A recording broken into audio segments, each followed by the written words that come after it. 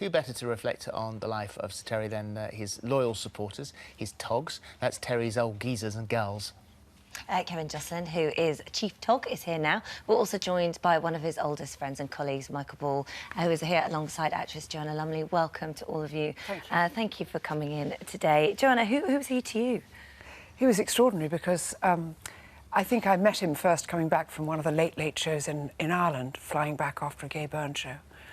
And he seemed dazzling and funny and witty and so dry and droll, and his humour was in the style of Flann O'Brien, Miles Nagopley, the great Irish raconteurs who were boiling with knowledge, but very sort of extraordinary in the words they pick and their view on the world. Terry kept that going. Then I was alongside him on the Children in Need right at the very beginning. And I can remember being nervous, standing there with this huge show about to start, and I said, "Terry, do you ever get nervous?" And he said, "Nervous? No." He said, "This is only television." He was very, very relaxed, not only on television, but about television. Yeah. I interviewed him years ago when I was doing Saturday mornings about the guests that he'd had and the preparation that he must do. And he said, "Oh, no." He said, "They just come in, sit down and we just chat." Yeah. He said, "I'm not fussed about all of that." No. So it was just a very easy relationship with television. Right. That's right. And he hated the Wogan show, which I stood in for him several times, was the television shows that he did, Monday, Wednesday and Friday. And Friday was, I think Monday and Wednesday were live and Friday was taped. I can't remember what it was. But he told me that what he really didn't want was lots of research. He didn't want his guests all being told what to say. He said, "I want to sit down on the sofa with a man and say, 'What are you?' And the man's to say, 'I'm the Bishop of Finchley.'" So I literally don't know. He said, "I want to meet people as if I'm meeting them on a train." Because his mind was so swift and so agile. He didn't need to be pumped up with rehearsed kind of takes on things. He worked better light on his feet. Well, we've got a bit of footage here we'd like to show you. Perhaps you'd like to explain what's going on here.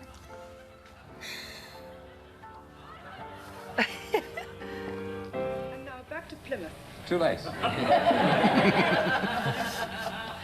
Too late. We've been to Plymouth, and she did as little.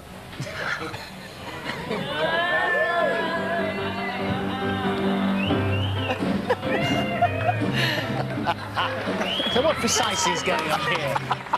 Joanna? This was a Children in Need, and the lovely Sharon Davis, who was the great swimmer, had said something about she was going to strip off if something happened, and we kept on cutting back to Plymouth, and she still wasn't doing whatever it was, not stripping off. So I said, rather stupidly, in that frantic way you do when you've got 7 hours broadcasting ahead of you, I said, "Oh, well, if she doesn't do it, I'll strip off instead."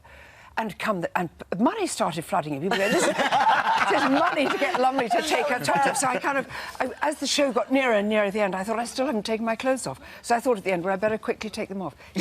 He's such an actor. He did all this sort of, oh, my God, too much for a man to bear. But honestly, he was completely unmoved. Yeah. And you say, Michael, that he was a touchstone in your career. Absolutely.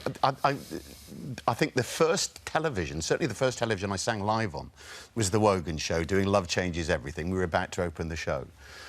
And we had a really good rapport. So he then said, well, when we went and did it in Broadway, we did a live, one of those satellite links, get up first thing in the morning and talk to him there. And then throughout my career, we used to, you know, you'd go on and you'd talk about things that were coming up. But the way I really got to know him was by chance.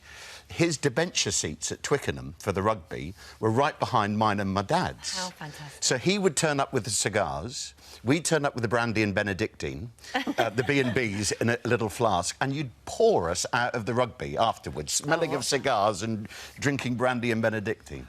That sounds fantastic. One of the great thing is, I think when I was watching on the news yesterday, these footage that you don't want to see of his last show and last words on the radio when he was doing his morning show. "Thank you for being my friend," which was so touching. And the togs were created out of that adoration of him on the radio. Yeah, it was. It was an interesting phenomena to behold, really. There had been sort of informal groups of people previously who'd sort of associated with Terry and turned up at the studio and things.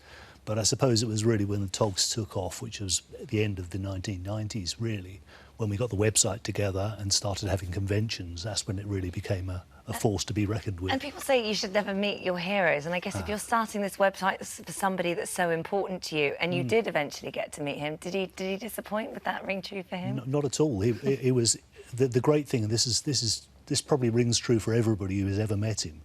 He's exactly as you would imagine him to be. He's every bit as kind and generous with his time and generous-spirited as you think he'd be likely to be.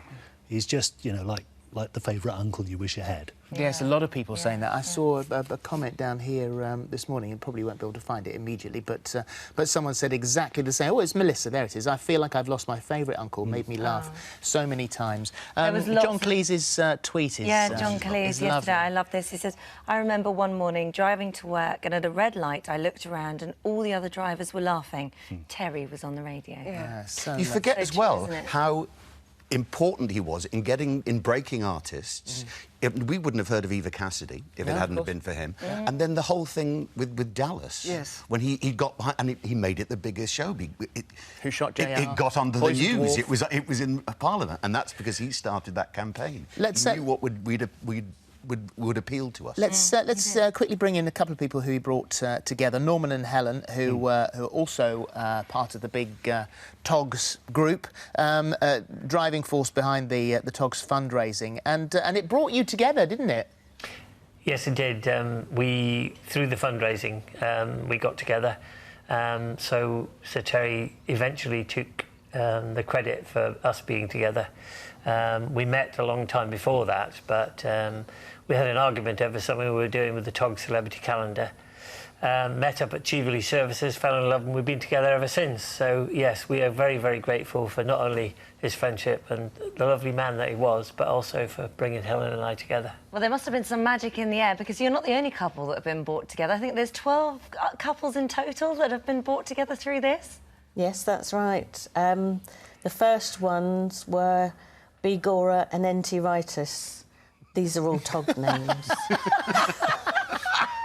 That's fantastic. And did he help write your wedding speech as well? Did he send something to you? Yes, I asked him if he'd write something secretly, and I presented it to Norman on the day, and he read it out to all the TOGs. How will you so remember it was very him? special.